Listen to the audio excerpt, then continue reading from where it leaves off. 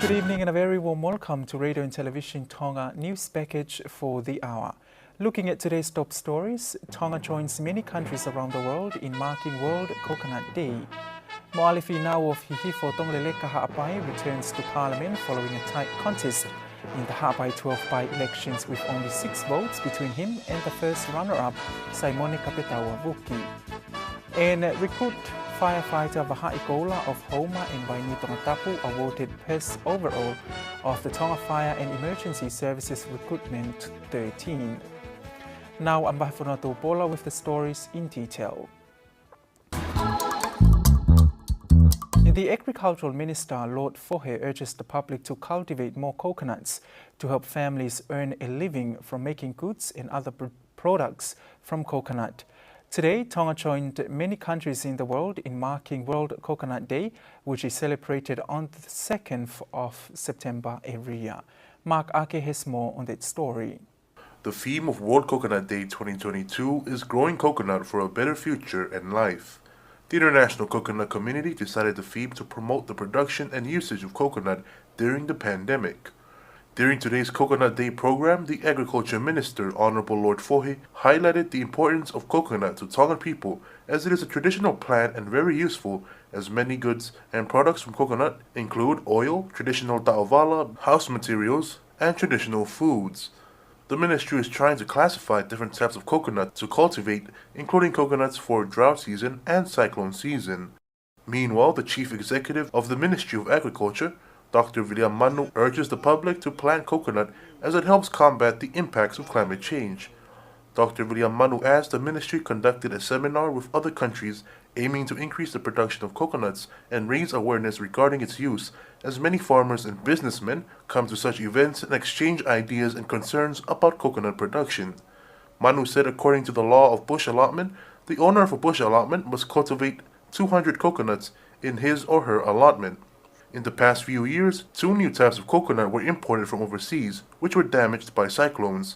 The ministry was planning to import more different types of coconut, but due to a virus within coconuts spreading in Papua New Guinea, they banned the import of any types of coconut. Mo'alifi Nau of Hihifo Tongleleka Ha'apai has won the Ha'apai 12 by-election yesterday by 338 votes. This was announced by the supervisor of election, Peter Vuki. There were 5 candidates running for the by-elections, which included Mo'alifi Nau, who accumulated 338 votes, followed by Simone Kapetawa Vuki of Felemea, received 332 votes. Tevita Vaikona of Uiha came third with 301 votes, while Tonatapu Finau or Sione Finau Tapu of Holopeka Ha'apai received 279 votes, and Tevita Tuipolotu V, known as V Mahi of Pangai, had 46. It was a close contest between Mo'alifi Nau and Simone Kapetawa Vuki, with only 6 votes in differences. However, there were 15 polling stations altogether, with 10 calling stations in Ha'apai and one each at the other main islands, including Tongatapu.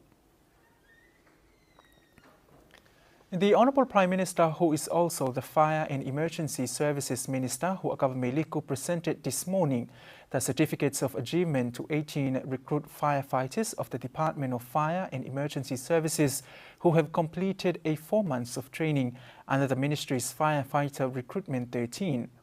The 18 firefighter recruits are the very first pioneers of the Ministry's recruitment program, dropping its usual 8 months of training term to only 4 months. However, firefighter recruit 187 Tafokitau Hifo Ahio top overall the indoor classroom activities, while firefighter recruit 191 Vahai awarded best overall at the outdoor activities. For the overall position result, firefighters recruits Tahololelea Selupe was 4th runner-up, while Solomone Savo Piutau is 3rd runner-up, and Frederick Lavaka of Homa Tongatapu and Pangai Motu Vava'u placed 2nd runner-up. The first runner-up of Recruit 13 is Tafokitau Hifo Ahio of Tongatapu and Matahau, while Vahaikula of Homa and Tongatapu awarded Best Overall Student of the Firefighter Recruitment 13. Meanwhile, a special prize was also awarded to the Ministry's Firefighter Officer Tevita Falingamesi Ahokawa as Best Overall Lecturer of the Recruitment. Commanding officer of the Recruit and Firefighter Commander Fetokai Toki told the graduation and prize-giving ceremony it has been a tough journey for the new recruitment following the highlights at the beginning of the year, from natural disasters to the ongoing pandemic and the epidemic. The 13 recruitment, led by 6 officers and 3 other supporting staff. It was not an easy journey as we were faced by many challenges. With the spread of COVID-19 and the flu, it decelerated the progress of the team as some of the recruiters, including the trainers, were ill from this. Additionally, there were no proper facility for the training to take place. This recruitment was based at the Nuku'alofa station. These challenges established limitation upon the recruitment. Meanwhile, Prime Minister Nuku'alofa Liku announces new branches of the Tonga Fire Station to open in various sites in Tonga and key developments for the Tonga Fire and Emergency Services. The ministry intends to build 3 more firehouses, one in Hasini, the second one will be in Homa, and the third one will be in Leimatua. All with the intention of actually getting the ministry closer to the communities, actually reducing the response time of the ministry, not just for fire, but for other emergencies. The ministry is working with the Ministry of Health to relocate the ambulance services from the Ministry of Health down to the Emergency Services Division of this ministry. And lastly, in recognition of the need to have more firefighters, the government authorized to increase the cohorts, the cohort number 13, to actually help in carrying out the important duties of the ministry. During today's graduation, the Firefighters Recruit 13 demonstrate the significance and the highlights of a firefighter's role. Today's program were attended by distinguished guests, diplomatic corps, government CEOs, and parents with guardians. The Māori Tonga Trust, in collaboration with the International Fund for Agricultural Development or IFED Australian Aid, and the Government of Tonga are working together to strengthen and empower women and communities so they could grow their own gardens at their homes or in their communities. Mark Ake with the detail. These recipients included Whiowha'aki Akakau Whakamailea Matahau Women's Group, Nima Fitukoni of Mapelu Women's Group from Haakame, the Tu'akolo Women's Group from Whaatumu, Nahakatau Women's Group from Alapaha, and Lotopoha Women's Group from Kolonga. Devita Tokia from Māori Tonga says the project is known as PIRAS, or Pacific Islands Rural and Agriculture Stimulus Facility, and it aims to support economic recovery from the COVID-19 pandemic in the Pacific and recovery from the Hunga Tonga Hunga Ha'apai disaster earlier this year. He says this program supports sustainable food production to improve nutrition and to strengthen inclusive local value chains. This saves many families from food insecurity and effect of inflation of food.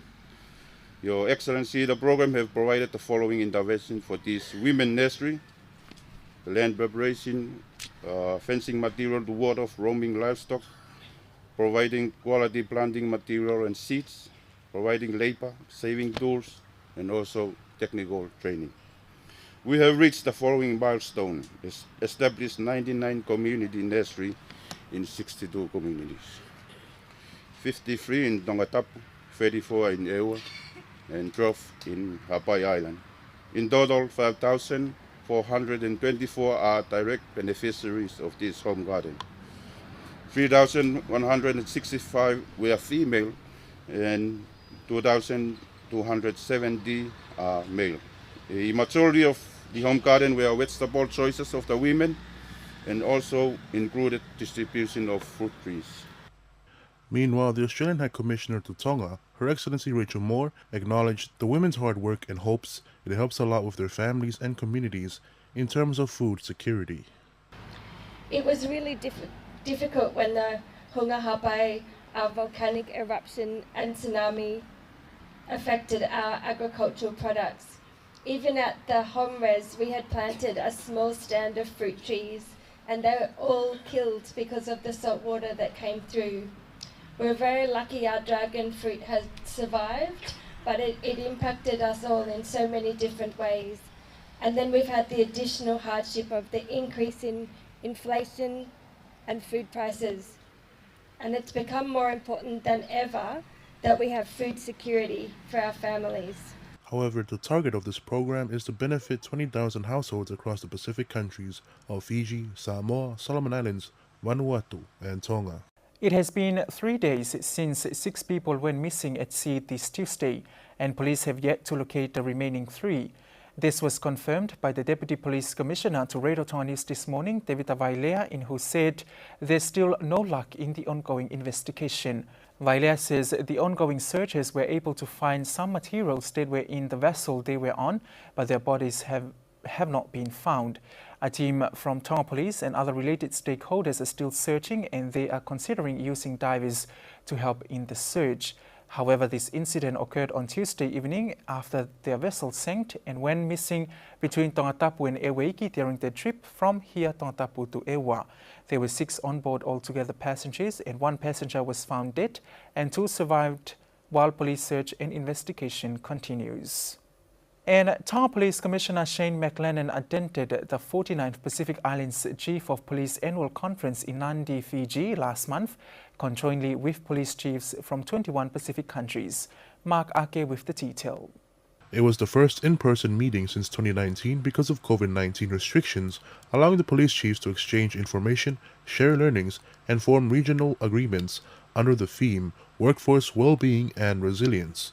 The meeting was chaired by Fiji Police Force Commissioner Brigadier General Sitiveni Ngilihilo, the host of the 49th PICP Annual Conference.